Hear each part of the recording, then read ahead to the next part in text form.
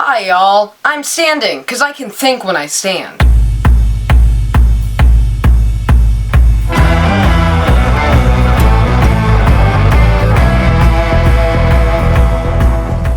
Happy Halloween, everyone. My name is Jaden, and welcome back to that one place at that one time that thing happened. You know exactly what I'm talking about. Today we're going to be talking about 3 movies. Let's start off with The Silence of the Lambs. I don't need to do an introduction. Yeah, that's okay.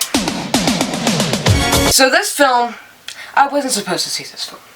But it was free, and it was a TV version. So it's TV-14, they just cut out all the curse words and, like, faded to black during all the gore and stuff. But, like, it's not that bad, honestly. It's directed by John Demme, and, see, I would have thought that it was going to be the most gory thing. That's exactly, considering from what I heard, that's exactly what I thought Texas Chainsaw Massacre was going to be. It's going to be the super gory, messed up thing. No, it's not too bad. There's a couple things that they needed to change, but the movie is it great? Yes. But it's not perfect. It's not that great, but the only thing that he keeps it together, that they put him in at just the right time, is Anthony Hopkins, a Hannibal actor. He's an absolutely incredible. He said some of my favorite lines ever created in film.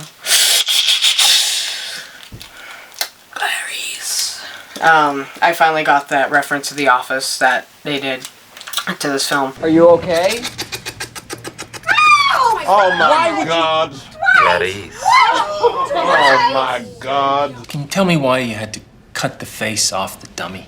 A census taker once tried to test me. I ate his liver with some fava beans and a nice Chianti.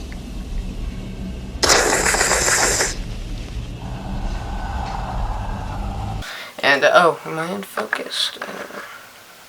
Whatever. It was actually really well done. Anthony Hopkins' performance, once again, that's the best one, but Jodie Foster wasn't too bad either.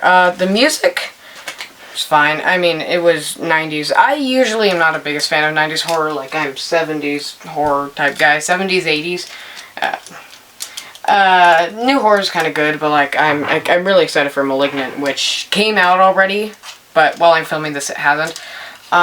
It's currently the beginning of September 8th, so, yeah. But, I really liked this film. It has definitely one of the best endings in horror history, memorable. I wouldn't consider it a horror film, just a super messed up film, but it's not awful. It's exactly like it. Everything is just, it's all layered with all this, like, it's like people think everything that happened in this film. Everything happened in this film. There's like, didn't eat a guy's brain out? That was in Hannibal. I haven't seen Hannibal. I've only seen this one. But this was also a TV version. All they did was just fade to black at specific points, and it had ads, but I didn't really mind it. I looked up all the changes, and all they did was speed up the credits, and then they just, like, I think they switched stuff around. I don't know, but it's not much different. I asked my friend who also watched it. She said that it wasn't different. But, yeah, that's all I have to say. It was really well done. If I had to do a quick synopsis, there's Clarice, played by Jodie Foster, is trying to get information on one of this killer called Buffalo Bill from Psychotic Maniac, played by Anthony Hopkins. I love his performance. I can't praise it enough. Everything that happens with him, super interesting. I eventually want to read the book series, but since I don't know, like, how Hannibal and all that stuff ends, I'm really, I want to watch the show, but I want to read the book. I've only seen this movie before the book. I want to read at least, like, the other books before I see this one.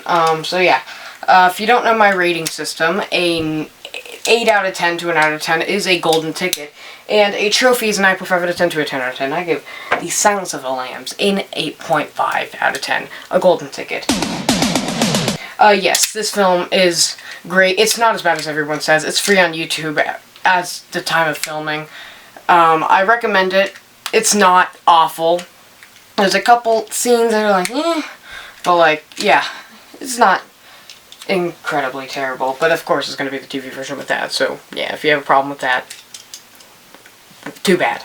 But let's that's my opinion on Silence of the Lambs. Here is my opinion on our next film, The Strangers. Staying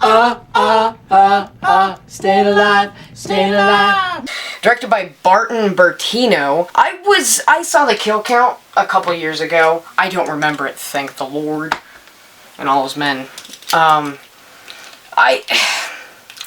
not sure how I like this, because I thought it was going to be super messed up, house invasion stuff.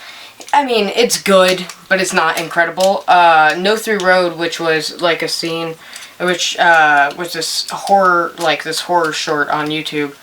I think it was based off this film, and Jacksepticeye reacted to it in one of his things, but they used the music from that, and I thought this was good.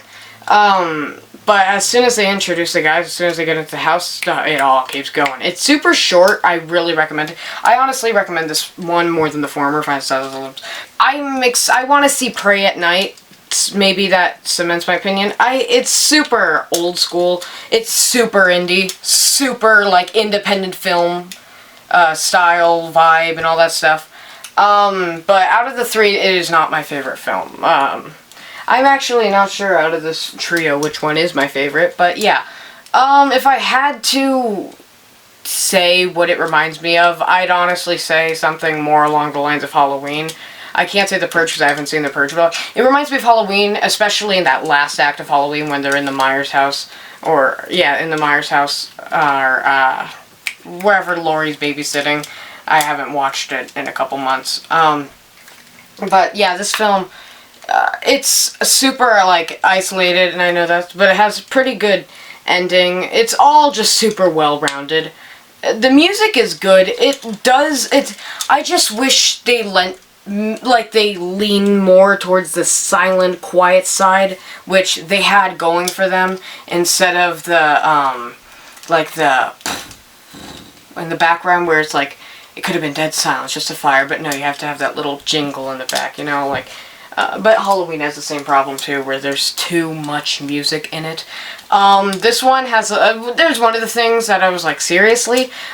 She was looking through the blinds, and then there was like fire flashing on her eyes, and something, it was something stupid and reflective. It was like, how did they not see her? But great ending. It really is, like, it leaves a mystery, but I think they're doing the same thing as Zombieland, where, they're doing like an every 10 years thing. Considering the time it came out, I mean, yeah, I guess it was pretty good. But yeah, it's a good movie. It feels super original. It's super basic, super simple. And if it's probably more on rewatch, it's like, I feel like you have to be alone and paranoid for this film to truly affect you. But there aren't too many jump scares, but when there is jump scares, I don't like the last, like, moment, like the last 20 seconds of the film. Some of the park is super cheesy, but that's because it's 2008. And I don't like movies. If it's old, if it's a classic, that doesn't mean I'm gonna like it. Like, when I tried to watch Citizen Kane, I was bored out of my mind. I fell asleep while watching Lord of the Rings. I got 55 minutes in, I was watching the extended edition, so that's on me. But, like, it's still good, but, like, still, except for Citizen Kane, I haven't finished that. But, yeah, it's good. If I have to shove it all into one word, yeah. It's not, I feel I don't care about the couple at all. They're not the great protagonists. It's a struggling couple. I'm not even sure what their relationship was. Like, maybe they just came from a wedding or failed, I don't know. But, yeah. The Strangers, let's see. I'm gonna give it a 7 out of 10. It wasn't the greatest film ever, but it wasn't bad. I liked it more than Black Widow.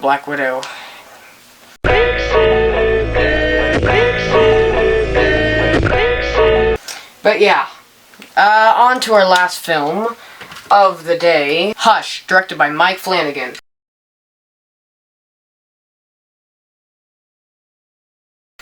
So I've only seen one other Mike Flanagan film, if my mind is not deceiving me. And that one other Flanagan film is Dr. Sleep. Right here, I think you can see it just well enough. Yeah, there's Dr. Sleep.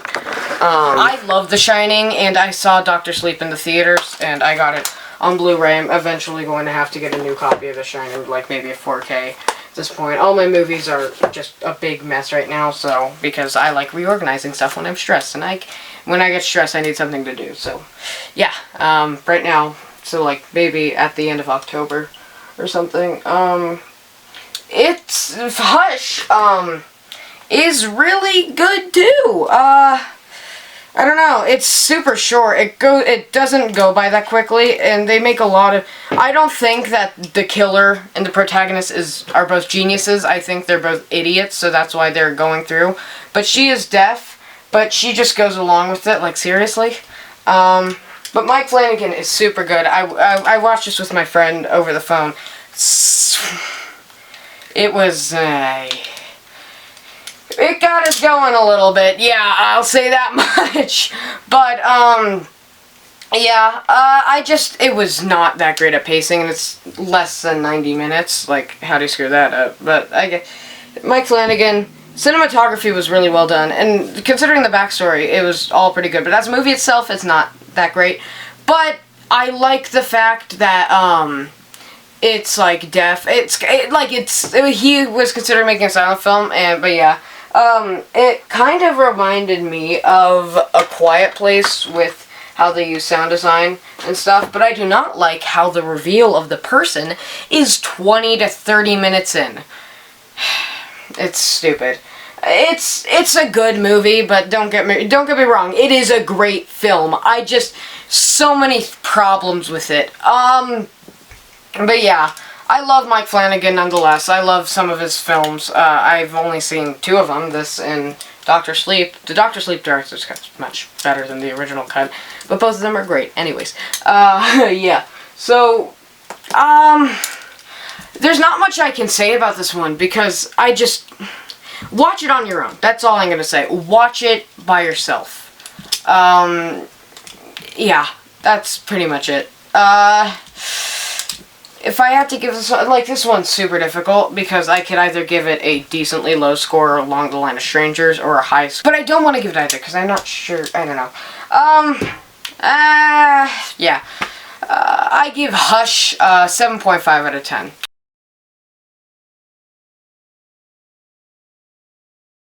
It's not that great of it. It's not the greatest film ever. It's not the worst film ever. It's subpar, I guess? I don't know. But yeah, that's the first part of my Halloween special. Hope you liked it. I don't know what I'm going to be covering next week, because I'm filming this stuff all zigzag. So I hope you like that commentary video. All my videos are pre-recorded and just all out of order and stuff. But yeah, thank you guys so much for watching, and stay golden, everyone. I don't really have much to say. See you guys next week. Yeah. You were in the parking lot earlier. That's how I know you.